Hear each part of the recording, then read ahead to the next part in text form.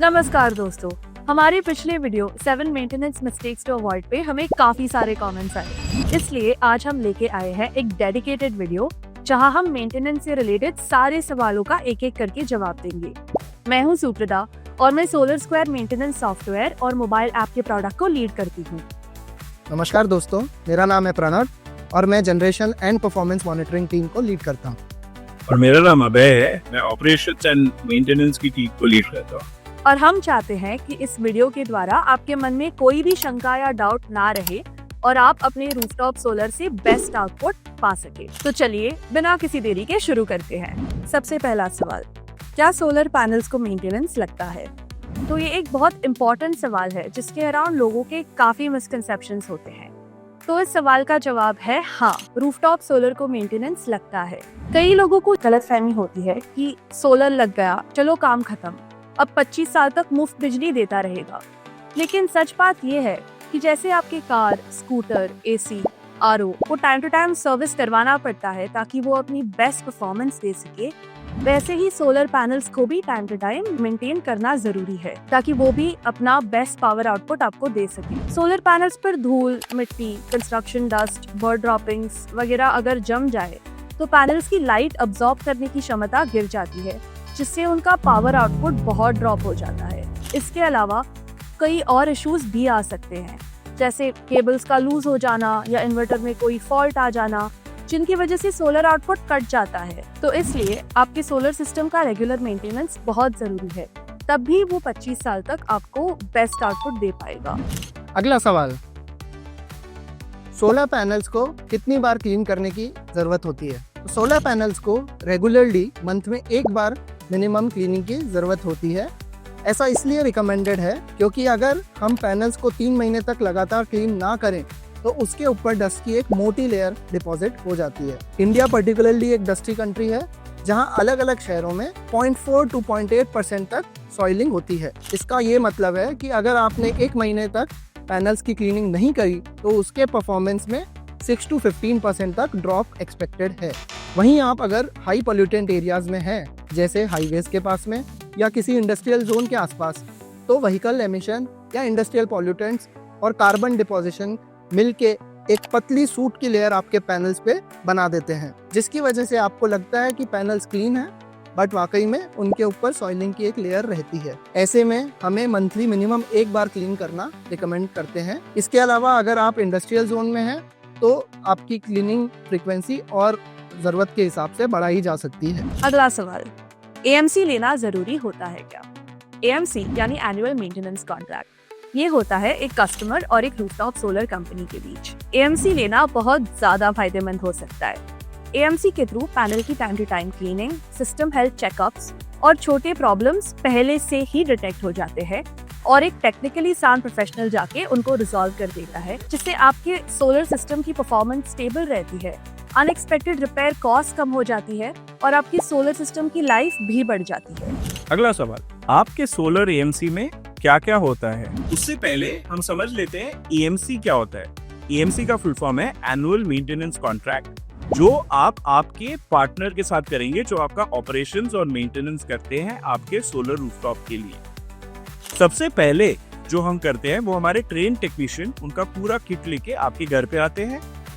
वहां पे water connection से मोटर कनेक्ट करके टेलीस्कोपिक पोल से और एक सॉफ्ट नाइलॉन ब्रश से वो हर मॉड्यूल को क्लीन करते हैं। इसमें एक बात ध्यान रखिए, बहुत जरूरी है कि पानी का टेम्परेचर, प्रेशर और टीडीएस बिल्कुल ओरिजिनल इक्विपमेंट मैन्युफैक्चरर के मैनुअल के हिसाब से होना चाहिए। हमारे ये प्रोसेस में ये इंश्योर हम करते हैं कि आपके मॉड्यूल में लगे सारी धूल, मिट्टी और बर्ड की बीट सारा निकल जाए और आपके मॉड्यूल बिल्कुल नए जैसे चमके। जो दूसरा चेक हमारा वो होता है वो इलेक्ट्रिकल चेक होता है।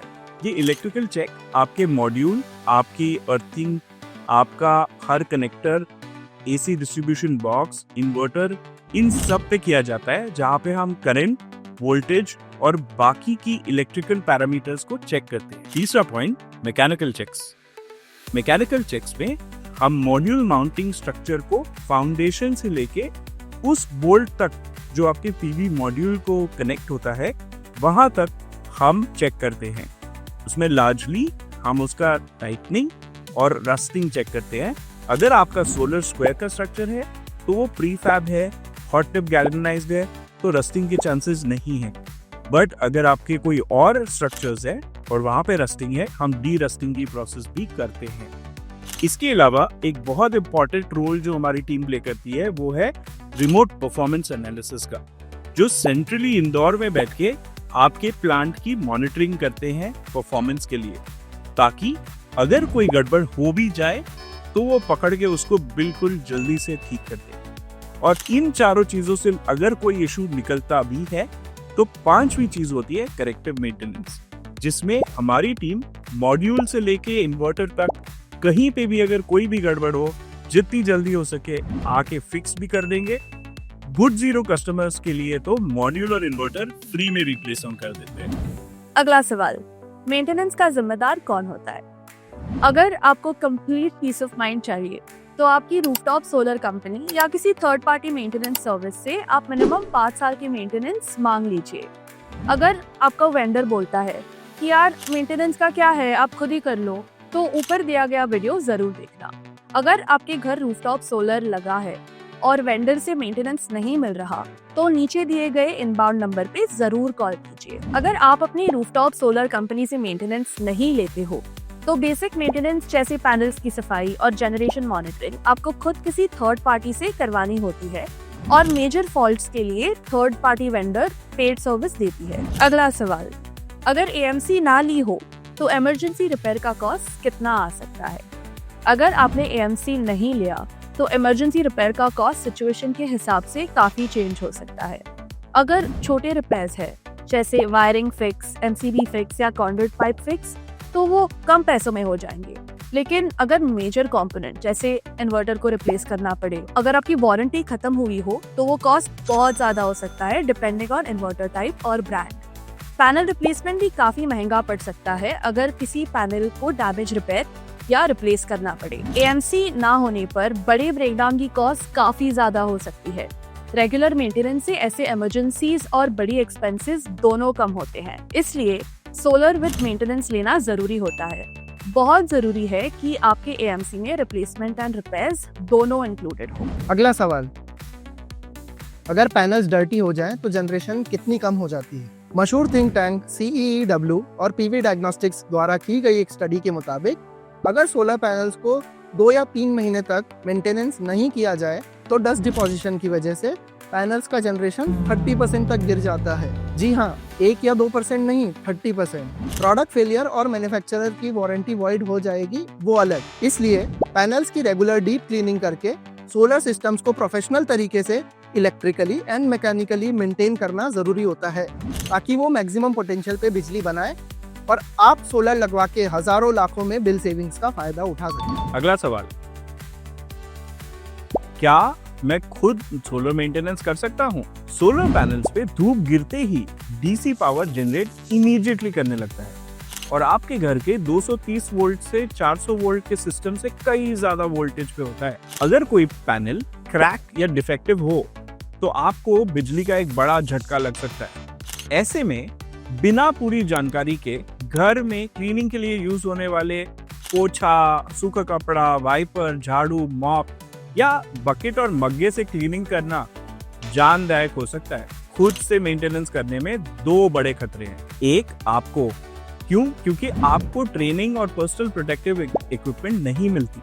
पैनल्स पे चढ़ के सफाई करने पे, जो आपको नहीं करना चाहिए, हाइट से गिरने का रिस्क होता है, जिससे सीरियस हेड इंजरी होने का खतरा होता है।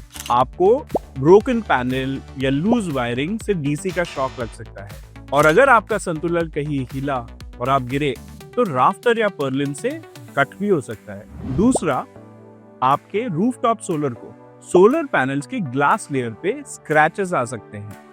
क्लीनिंग के दौरान अगर प्रेशर अनइवन रहा तो पैनल्स के सेल्स में माइक्रो क्रैक्स डेवलप हो सकती है। पैनल की एंटी रिफ्लेक्टिव कोटिंग भी निकल सकती है, जिससे लगभग 3 से 5% तक का जनरेशन लॉस हो सकता है। अगर खुद से क्लीनिंग करते वक्त कुछ पैनल्स या उनके कुछ एरिया साफ नहीं होते और वो गंदे रह जाते हैं तो उन जगहों पर एक्सेस हीट जनरेट होती है और इस वजह से पैनल ओवरहीट होके हॉटस्पॉट्स डेवलप कर सकते हैं। इसके अलावा अगर सिस्टम में कोई तकनीकी इशू रह गया हो, जैसे आपकी अर्थिंग की रेजिस्टिविटी गलत हो या इन्वर्टर के सेटिंग्स गलत हो, इन केसेस में आपका 25 साल का इन्वेस्टमेंट कुछ ही सालों में बिल्कुल बेकार हो जाएगा।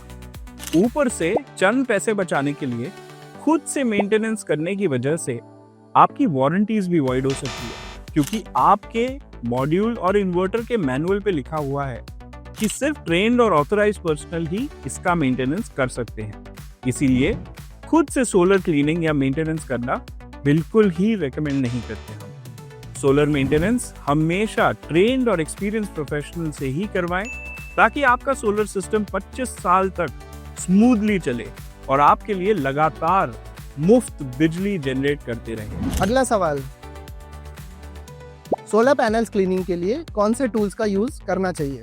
सोलर पैनल्स क्लीनिंग के लिए एक सॉफ्ट नाइलॉन ब्रिसल ब्रश और सॉफ्ट वाटर का इस्तेमाल करना चाहिए जिसका TDS लेस देन 200 हो, जिससे पैनल्स के कोनों में भी इवनली सफाई हो सके। जब पैनल्स पूरी तरीके से इवनली क्लीन हो जाएंगे तो आपको बेस्ट पावर आउटपुट दे सकते हैं। और ये क्लीनिंग पैनल्स पर चढ़ के नहीं, बल्कि एक सेफ A टाइप लैडर का इस्तेमाल करके एक प्रोफेशनल द्वारा ही करनी चाहिए, जो सोलर मेंटेनेंस के लिए पूरी तरीके से ट्रेन्ड और एक्सपीरियंस्ड हो। आपके मॉड्यूल के पीछे लगे स्टिकर पे भी ये क्लियरली लिखा होता है कि सिर्फ ट्रेन प्रोफेशनल द्वारा ही क्लीनिंग करवाएं। अगला सवाल, नॉर्मल पानी से क्लीनिंग करना सेफ है या कोई स्पेशल केमिकल चाहिए जैसे डिटर्जेंट या सोप?